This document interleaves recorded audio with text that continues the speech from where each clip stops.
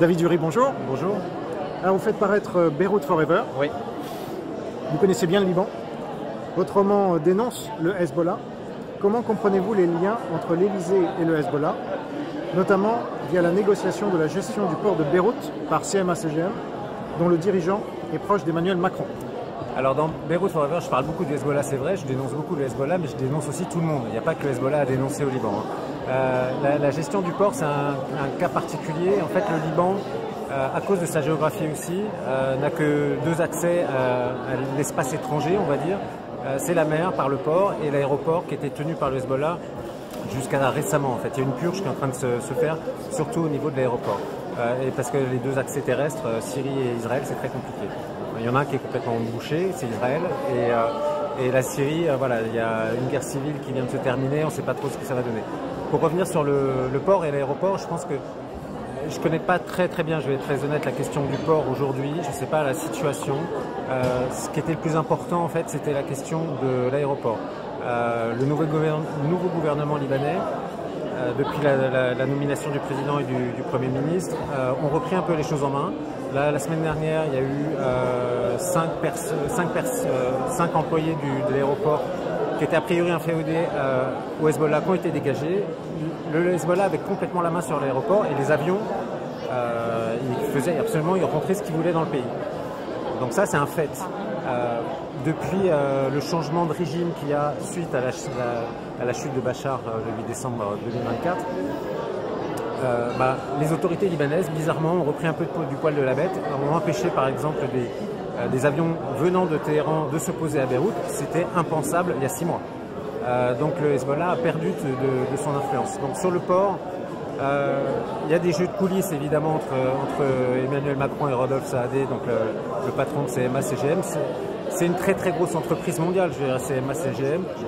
Le port de Beyrouth a été un peu reconstruit depuis l'explosion de 2020. Il y avait de nombreuses grues qu'il n'y avait pas avant. Moi j'étais à Beyrouth il y a un mois. Ce qui rentre dans le pays par le port, voilà, ça j'ai pas envie de m'avancer. Voilà, c'est trop compliqué. Là j'ai pas envie de m'avancer sur ce sujet-là. Mais en tout cas sur l'aéroport, il y a un gros mieux.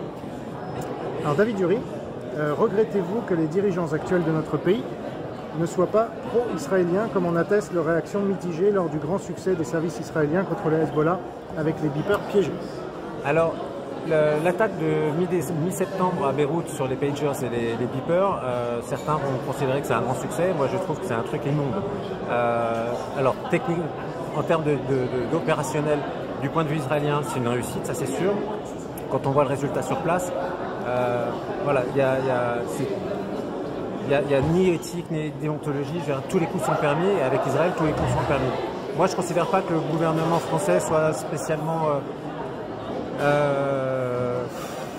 comment dire, je suis très libano-centré et la politique française, elle essaye de ménager la chèvre et le chou, comme on le voit aussi entre l'Algérie et le Maroc, c'est la même chose vis-à-vis d'Israël.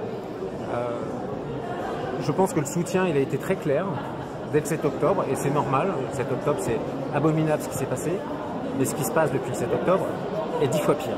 Et on le voit à Gaza, on le voit au Liban, Beyrouth qui a été bombardé.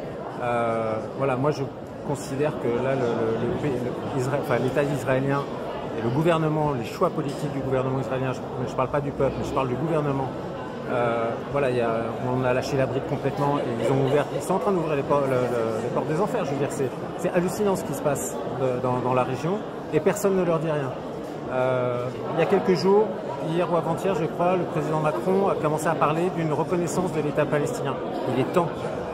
Je crois qu'on fait partie de la poignée de pays qui ne reconnaît pas cet État palestinien. C'est essentiel qu'il y ait un État palestinien. Il n'y aura jamais de solution dans cette région-là tant qu'on ne réglera pas la question palestinienne qui est en suspens depuis 1948. Donc voilà, et du point de vue libanais, la question israélo-palestinienne, elle est très prégnante. Il y a 12 camps de réfugiés au Liban. Ils sont là, ils sont arrivés par vagues dans le pays, les Palestiniens, et ça a été aussi une des raisons qui explique la guerre de 75-90. Donc c'est vraiment important que la question soit traitée, la question palestinienne soit traitée de manière équilibrée. Il ne faut pas qu'on soit pro-israélien, il ne faut pas qu'on soit totalement pro-israélien ou totalement pro-palestinien. Il faut réussir à Je ne sais pas comment ça va être possible hein, avec le gouvernement israélien qui a aujourd'hui au pouvoir, qui est d'extrême droite et complètement expansionniste. Je veux dire, la carte de la Cisjordanie, c'est 3 confettis. En fait, l'autorité palestinienne, elle a une autorité sur rien du tout. Donc je ne sais pas comment faire machine arrière. J'ai aucune solution. Je ne sais pas, dans l'idéal de la solution à 2 États, évidemment, on y pense tous. Je pense qu'elle est totalement illusoire aujourd'hui. Voilà, donc je ne sais pas.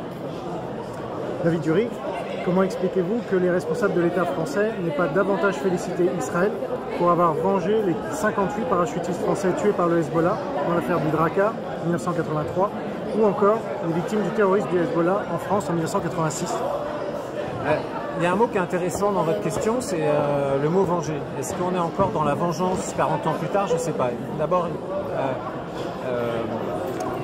on parle de diplomatie en fait. Et en diplomatie, on ne peut pas tout dire. Donc la question de la vengeance vis-à-vis de choses qui se sont passées il y a 40 ans, le Hezbollah n'est plus du tout le même. Ce qui s'est passé pendant la guerre, les attaques contre le Drakkar, elles avaient une raison. À ce moment, je ne suis pas du tout en train de les justifier. Hein. Parce qu'il y a eu des Marines américains au même moment. Les attentats qu'il y a eu à 85-86 aussi, il y en a eu d'autres. Hein. Il n'y a pas que, il y en a eu en Amérique du Sud, il y en a eu un peu partout.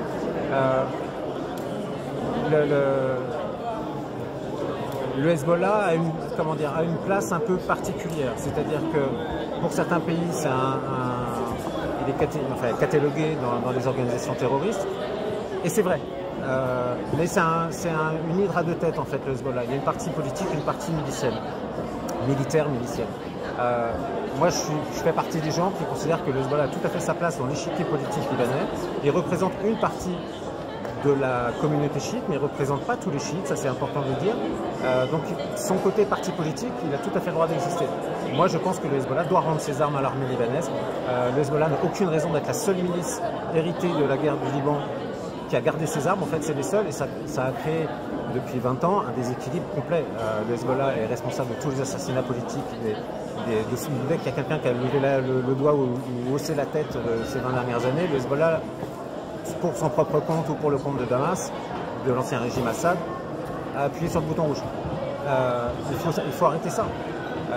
Et c'est, comment dire, redonner juste une vocation politique au Hezbollah afin que l'État libanais essaye de reconstruire quelque chose, parce que c'est un vaste champ de ruines, l'État libanais.